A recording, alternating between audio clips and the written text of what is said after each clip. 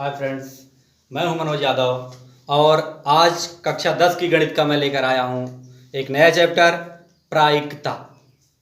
प्रायिकता का महत्व बहुत ज़्यादा है गणित में, क्योंकि प्रायिकता की शुरुआत जो आपके यहाँ से हो रही है इसी बेस पर, इसी भवन पर आपकी कक्षा 11, आपका कक्षा 12 और बीएससी इसी भवन पर तैयार होगी। क्योंकि प्रायिकता एक ऐसा चैप्टर है जिसमें कॉम्पिटिटिव एग्जाम में भी बहुत से क्वेश्चन पूछे जाते हैं। तो हम लोग आज प्रायिकता का अध्ययन करते हैं। सबसे पहले जानिए कि प्रायिकता कहते किसे हैं। प्रायिकता क्या है? प्रायिकता संभावना है, कल्पना है। लेकिन जब हम गणित में प्रायिकता की बात करते हैं तो गणित में प्रायिकता का अभिप्राय हो जाता है कि अपने संभावनाओं को, अपनी परिकल्पनाओं को जब हम अंकों में व्यक्त कर देते हैं, संख्याओं में व्यक्त कर देते हैं, तो हम उसे प्रायिकता कहते हैं। एक उदाहरण लेते हैं, जैसे जब भारत अफगानिस्तान का मैच चल रहा हो, भारत पाकिस्तान का मैच चल रहा हो, भारत ऑस्ट्रेलिया का मैच चल रहा हो, तो हम लोग क्या कहते हैं? चलिए अफगानिस्तान से भारत का मैच है तो 90% ये मान के चलिए कि भारत ही जीतेगा। 90% भारत जीतेगा, इसका मतलब आप क्या कहते हैं? 90%, 90/100 अपनी संभावना को आपने गिनती में व्यक्त कर दिया। अपनी संभावना को आपने गिनती में व्यक्त कर दिया तो आपने प्रायिकता का सवाल हल कर लिया, उसे प्रायिकता में व्यक्त कर दिया। यही है कि अपने संभावनाओं को, अपनी परिकल्पनाओं को गिनती में व्यक्त कर देना, संख्याओं में व्यक्त कर देना ही प्रायिकता है। प्रायिकता यद्यपि शुरुआती दौर में यह सिर्फ जुआरियों का खेल रहा। वे अपने गेम में यह अंदाज लगाते थे कि किस संख्या के आने का ज्यादा चांस है। जुआ का खेल आप लोगों ने देखा होगा कि महाभारत में दिखाया जाता है कि मामा शकुनी का विश्व विख्यात जुआ खेलने वाला था। फिलहाल उस पासे की बात भी हम करेंगे जिस पासे को मामा शकुनी फेंका करता था। आज हम लोग गांव में बैठ करके लूडो जब लोग खेलते हैं तो पासा फेंकते हैं। फिलहाल यहाँ प्रायिकता को जानने से पहले प्रायिकता में कुछ छोटी छोटी परिभाषाएं, कुछ चीजें हैं जिनको हमें जानना आवश्यक है। तो हम लोग आते हैं, सबसे पहली चीज क्या आवश्यक है प्रायिकता जानने के लिए? पहली चीज है प्रयोग। बात होती है एक्सपेरिमेंट की। अब प्रयोग क्या है? प्रयोग किसे कहते हैं? तो प्रयोग वे होते हैं जिनका कुछ ना कुछ परिणाम आता है। प्रयोग उसे कहते हैं जिसका कुछ ना कुछ निष्कर्ष निकलता है, और बिना निष्कर्ष के कोई प्रयोग हो ही नहीं सकता। वह भले ही आप जो चाह रहे हैं कि यह निष्कर्ष आए, वह निष्कर्ष न निकले, निष्कर्ष कुछ और ही निकले, लेकिन अगर प्रयोग है तो निश्चित रूप से उसका कोई ना कोई परिणाम भी होता है। लेकिन यहां पर हम सिर्फ प्रयोग से हमारा अभिप्राय नहीं है। अब प्रयोग जब बात आती है तो हम प्रायिकता के अंतर्गत हम यादृच्छिक प्रयोग की बात करते हैं। यादृच्छिक प्रयोग,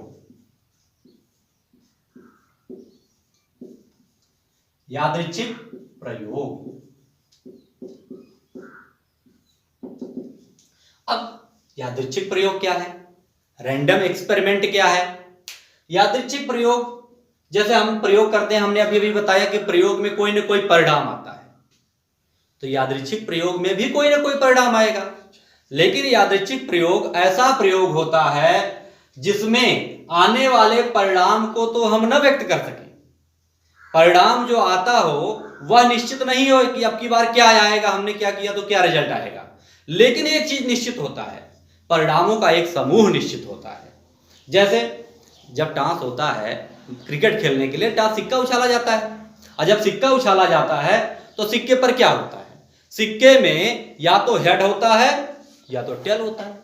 दो ही चीज सिक्का, जैसा कि आप देख रहे होंगे, सिक्के में दो चीज होती है, ये हेड है और टेल है, हेड और टेल।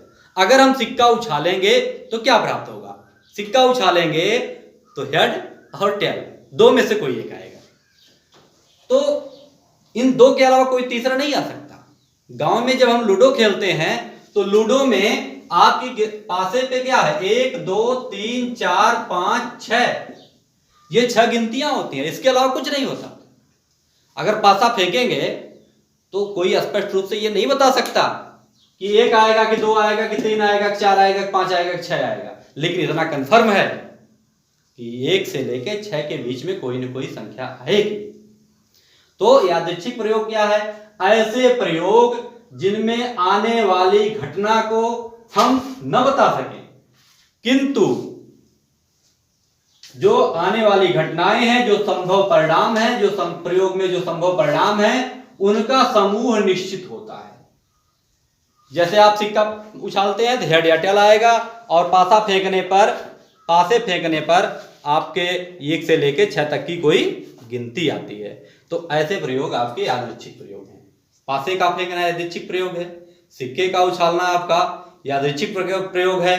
अगर आपने क्या है, कोई आदमी जैसे गणित बिल्कुल न जानता हो, सवाल उसको एकदम न आता हो, और वह हाँ या नहीं का टिक लगाना हो केवल, तो वहां पर क्या सही या गलत होने की उसकी प्रायिकता क्या हो जाएगी? वह भी एक यादृच्छिक प्रयोग के अंतर्गत आ जाएगा। फिलहाल हम लोग अगली बात करते हैं प्रतिदर्श समष्टि की। अब प्रतिदर्श समष्टि क्या है? प्रतिदर्श समष्टि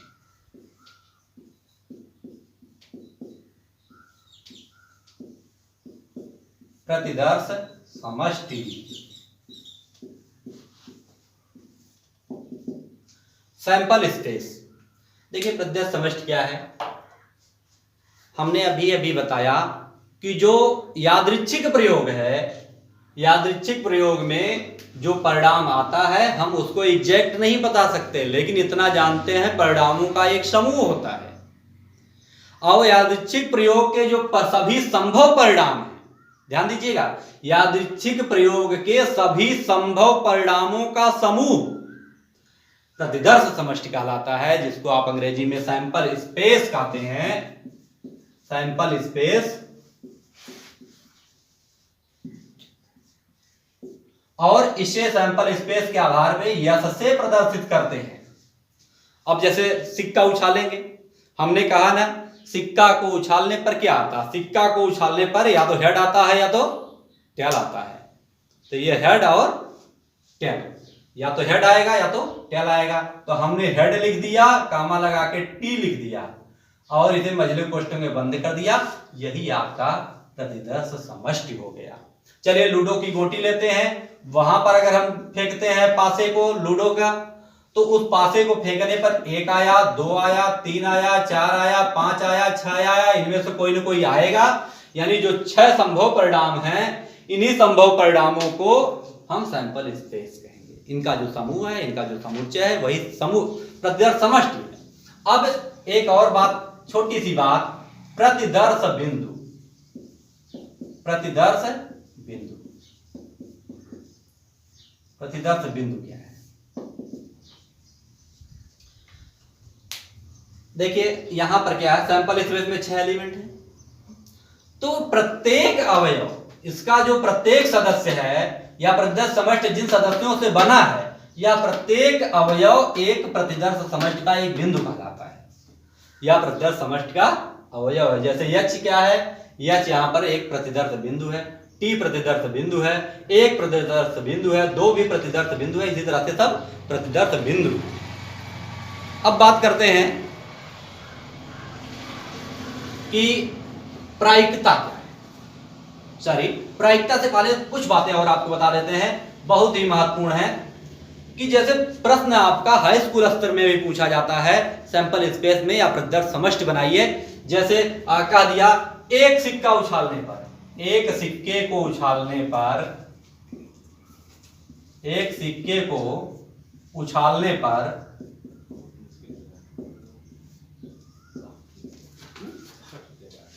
प्रतिदर्श समष्टि क्या होगी?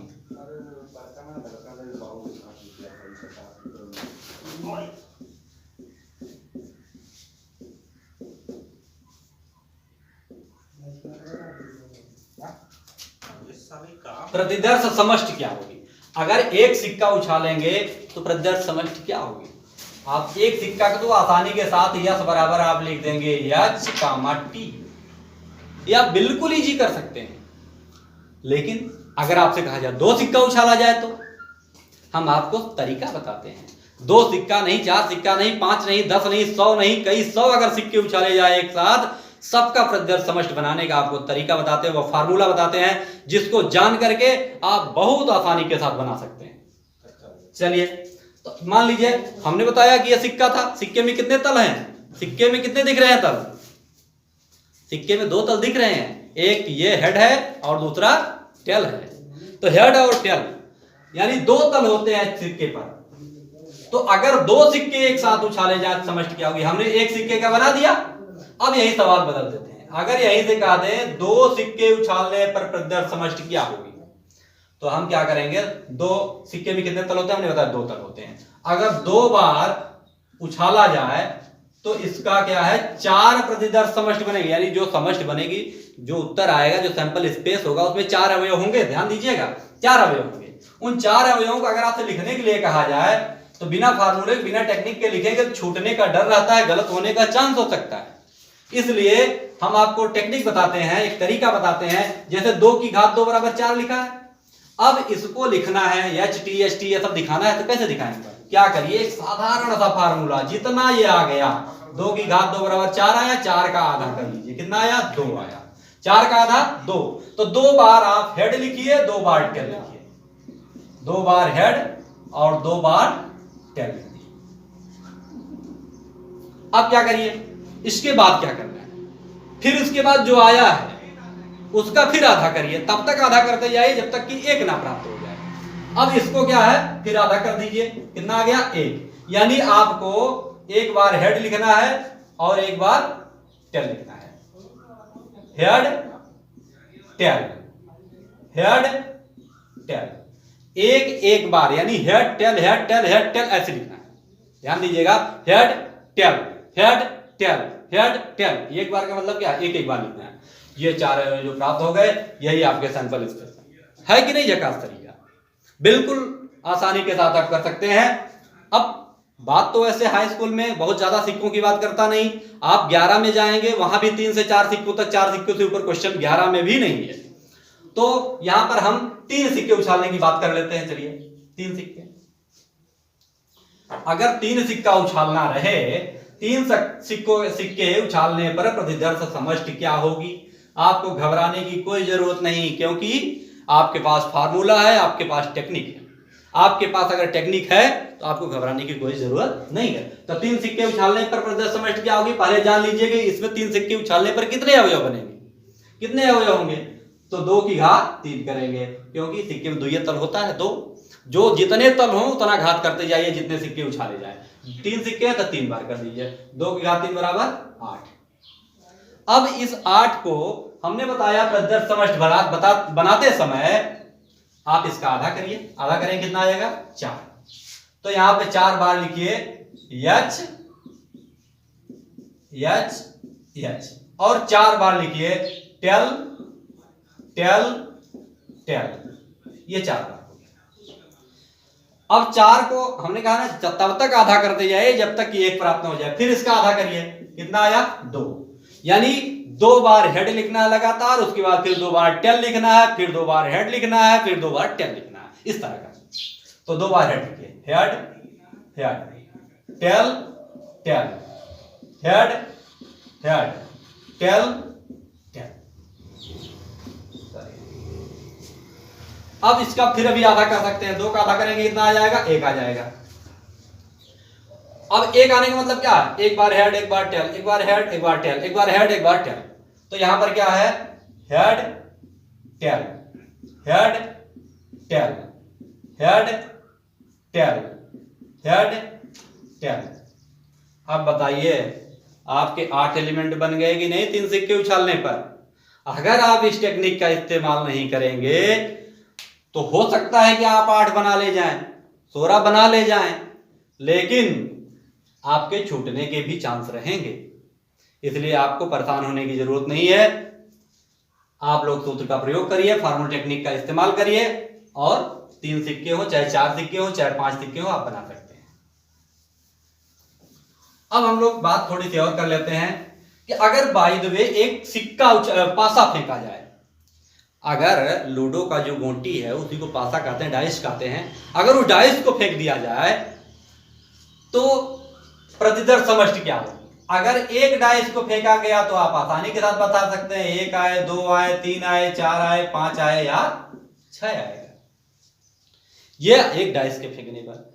अगर बाय द वे आप एक डाइस नहीं फेंकते हैं बल्कि आप 2 डाइस यानी लूडो की 2 गोटियां एक साथ फेंकते हैं, जैसा कि आप जो प्राचीन काल में जब पासा फेंका जाता था, अभी हाल ही में आपने महाभारत में देखा होगा, दूरदर्शन पे दिखा रहा था कि शकुनी जो फेंक रहा था पासा ऐसे करके, वह 2 पासे एक साथ फेंकता था और इस तरह से वह 12 तक की संख्याएं प्राप्त कर लेता था जो चाह रहा था।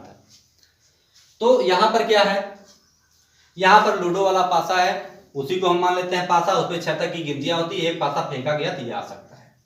अगर बाय द वे 2 पासे एक साथ फेंके जाए, 2 पासे एक साथ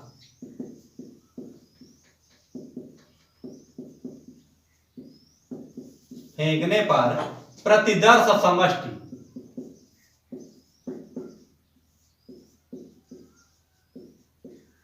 प्रतिदर्श समष्टि 2 पासे एक साथ फेंकने। अभी अभी हमने एक बात बताई थी, हमने ये बात बताई थी जब सिक्का उछाला जाता है तो उसमें 2 तल होते हैं। अगर सिक्के को 2 बार फेंका जाए, 2 घात 2 किए थे, सिक्का को 3 बार फेंका गया 2 घात 3 किए थे, 4 बार फेंका जाए तो 2 घात 4 किए थे। लेकिन यहां पर क्या है, पासे हैं, पासे में कितने तल होते हैं, पासे में कितने तल होते हैं, पासे में 6 तल होते हैं, 6 तल होते हैं। तो यहां पर अगर एक पासा एक बार फेंका गया, 6 घात 1 बराबर 6 और 2 पासे फेंके जाएंगे तो 36 हो जाएगा, 3 फेंके जाएंगे तो 216 हो जाएगा। 216 पर आधारित क्वेश्चन देता नहीं है और डायरेक्ट विन्यास करने के लिए नहीं देता, क्योंकि 216 संख्याएं बहुत हो जाएंगी, 10 मिनट तो हमको लिखते हुए लग जाएगा, इसलिए 216 पर नहीं, हम 36 तक की बात कर लेते हैं। अगर 2 पासे एक साथ फेंके जाते हैं तो इसका विन्यास यस कैसे बनाएंगे, देखिए यहां 1 लिखिए, 2 लिखिए, 3 लिखिए, 4 लिखिए, 5 लिखिए, 6। अब यही संख्याएं होंगी। अब दोबारा जब पासा फेंका जाता है तो उसमें क्या आ सकता है, मान लीजिए 1 आया, 1 2 हो गया, 1 3 हो सकता है, 1 4 हो सकता है, 1 5 हो सकता है, 1 6 हो सकता है। यानी पहले पासे पर 1 आया, दूसरे पे 1, पहले पे 1 आया दूसरे 2 भी आ सकता है, पहले पे 1 आया दूसरे 3 आ सकता है, पहले पे 1 दूसरे पे 4, पहले पे 1 दूसरे पे 5, पहले पे 1 दूसरे पे 6। इसी प्रकार ये देखिए 11 12 13 14 15 16 हो गया। इसी प्रकार से 2 1 हो सकता है, यानी 22 23 24 25 26 हो सकता है। ये आपका 31 32 33 34 35 और 36।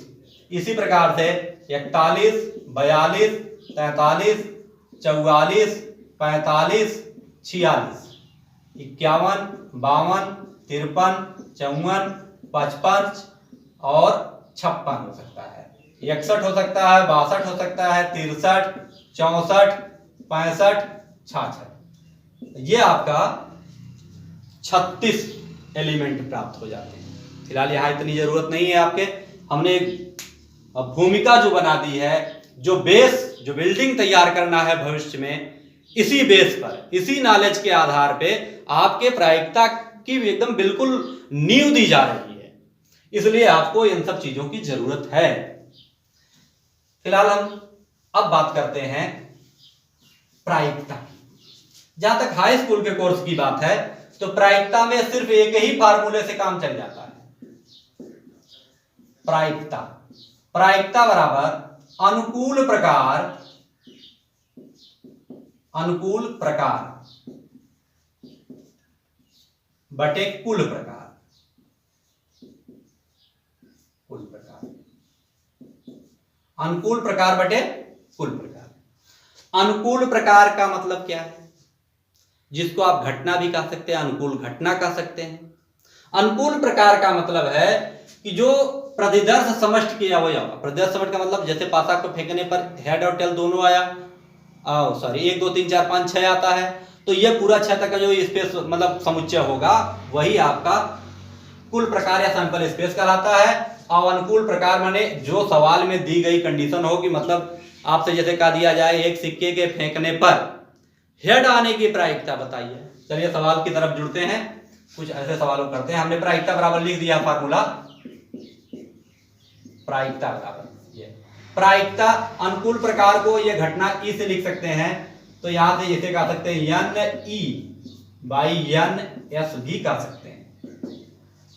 यन ई माने अनुकूल घटना और यस माने कुल घटना।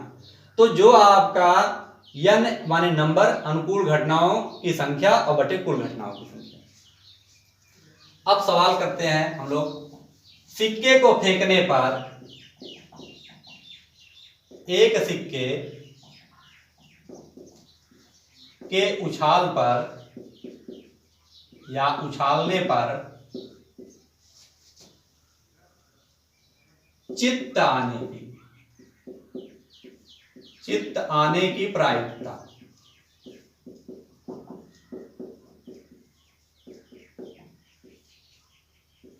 चित्त आने की प्रायिकता क्या होती है? देखिए, सबसे पहले जो ही सवाल पूछे त्यों सबसे पहला काम आपका है कि सैंपल स्पेस बनाइए। सैंपल स्पेस क्या होगा? यहां पर क्या उछाला जा रहा है? पढ़िए सवाल, एक सिक्के के फेंकने पर। एक सिक्का अगर फेंका जाएगा, सैंपल स्पेस क्या होगा? बना लीजिए, होगा एच टी। ये हो गया। अब देखिए, चित्त माने हर्ट, एच हर्ट। अब ई आपका जो है, ई आपका क्या होगा? ई का रहा है चित्त आना, केवल हेड रहना चाहिए, यानी एक आपके ई है। तो प्रायिकता बराबर क्या होगा? अनुकूल घटना बटे कुल घटना। प्रायिकता बराबर अनुकूल आपका क्या है? ई आपका एच माने एक घटना आपके पक्ष में है, टोटल घटना कितनी है? 2। तो 1/2 जो आपका है, या टोटल जो आपका प्रायिकता आ गई। इसी प्रकार से एक सवाल और कर लेते हैं। एक पासे को फेंकने पर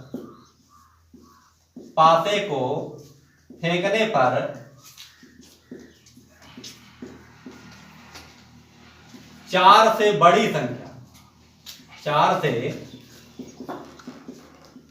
संख्या आने की प्रायिकता।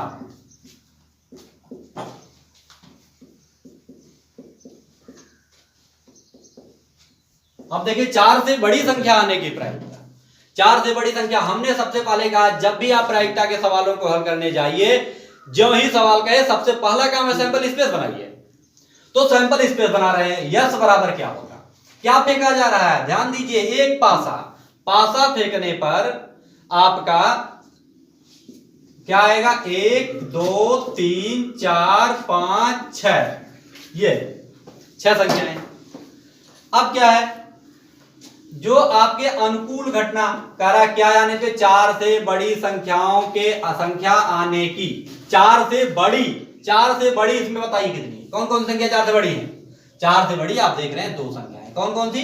5 और 6। ये 4 से बड़ी संख्या होगी। अब कह रहा प्रायिकता बताइए। प्रायिकता बिल्कुल आप फार्मूला जान चुके हैं। प्रायिकता बराबर क्या होता है? अनुकूल घटना बटे कुल घटना। तो यहां पर कुल घटना कितनी है? ये कुल घटना आपकी 6 है, अनुकूल घटना कितनी है? 2 है। 2 आपके पक्ष में है, तो 2/6 बराबर 1/3। तो अब कार्ड का हमने कोई सवाल नहीं किया, क्योंकि आप लोगों को कार्ड के बारे में, ताश के बारे में नहीं बताया। ताश की गड्डी हम साथ में लिए भी नहीं है। अगले वीडियो में हम ताश के साथ हाजिर होंगे और आपको ताश पे आधारित सवालों की बात करेंगे। आज के लिए बस इतना ही। आप लोगों को बहुत बहुत धन्यवाद।